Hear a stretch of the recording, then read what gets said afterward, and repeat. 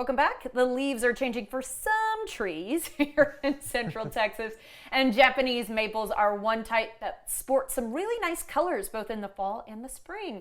Plant pro Xander Caruso from Barton Springs Nursery is here to tell us more about these lovely plants. Yeah. Xander, good morning. Good to see you. I always love that you come to me with a very specific topic, and today we're really going to lean in on Japanese maples. Yes, we are. Yeah.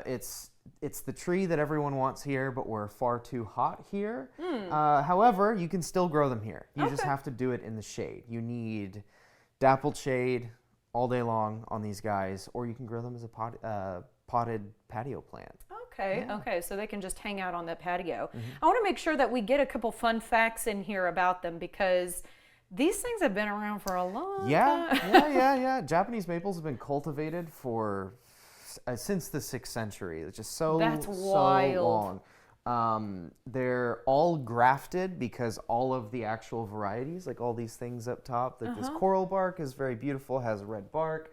This seiru has a really nice upright lace leaf form to it. They all have to be grafted, which means you take the rootstock of one plant that does really well in all soil types or something like that, some kind of disease or pest benefit where it resists those things, and then you take the thing that you actually want and you basically combine them together like a Frankenstein plant. Well, you're not using glue. How do you get those to stay together? Grafting. So there's all different kinds of ways to graft, but essentially you make these precise cuts, you stick them together and wrap them, and keep them in a very temperature and humidity controlled area, and eventually they just grow together. That's crazy, because the fact that all of these plants are sterile and then couldn't create their own babies is really wild. Yeah. Okay, I you know what, 6th century, good on you guys. Okay, let's talk about cold hardiness as well, because that's a really big feature here. Yes, so Japanese maples entirely are completely cold hardy here. They're all good down to -10, 20. The Korean varieties, which we unfortunately all sold out of at the nursery, but I am introducing them into our nursery. They're good down to like -40.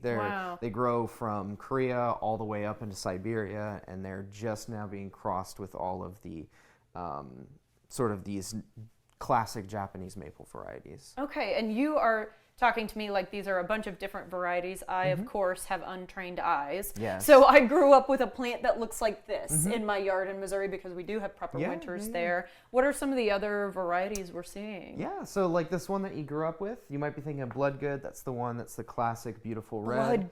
Bloodgood is the classic red southern Japanese maple. This one's actually called Rhode Island Red. It's a dwarf one, so it only gets about 6 feet tall and 6 feet wide. It's very nice. We have the Sharp's Pygmy, which is another dwarf one. It's about 3 to 4 feet tall. Really nice, just green leaved variety. Will turn color. Most of these will, all of them will turn color in the fall as they begin to drop their leaves. Some of the color just deepens. Sometimes they go to these brilliant yellows and oranges and reds. I feel like, is this what we're seeing up here with this one, or is that just the color of this plant? So we got some of these in from Oregon. So I'm going to scoot it to the middle. Yeah, absolutely. So this one's, you can see this is gold bark. This one is developing a more yellow color on the leaves, and it is beginning to get to that really bright yellow. It's fun. As we cool down here, you'll see some of these things might go dormant early, but like I said, we shipped them in from Oregon, so some of them were going dormant, and then they were like, wait, hold on, it's hot again. I shouldn't go dormant. Sure. Well, how tall on average? You said the pygmy is about 6 feet. How tall on average would we expect them to get? Here in Central Texas, you can expect around 12 to 15 feet tall on most standard varieties, but it really just depends. Some of the weeping varieties can get really, really wide, but still stay at like 8 feet tall, but they'll be, 12 feet wide. Well, and weeping is one of the forms that it can take. This one up here in the front, this is Orangeola. This is a really, really great weeping variety, lace leaf weeping variety. Okay, and then what are the other varieties? So typically you divide them up into upright, dwarf, weeping, and then you have the leaf shape. So there's different leaf shapes, but the main two that we can have is kind of the classic palmatum, palm-shaped leaf shape. And then looks like this. Yes. Yeah. And then the lace leaf, which is kind of that like really, really pretty dissected.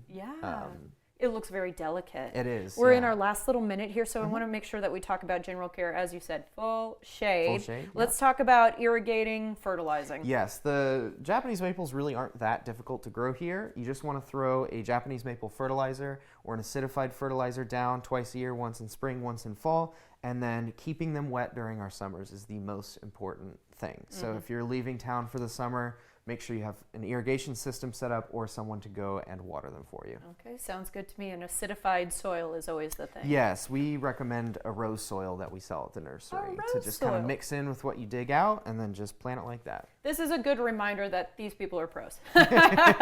Stop by and see them to talk about planting Japanese maples. Yeah, Xander, thank you as always. Thank you. We appreciate it. Okay, guys, stop by and shop in person or even just ask questions on Bee Caves Road or check out their offerings online at bartonspringsnursery.com.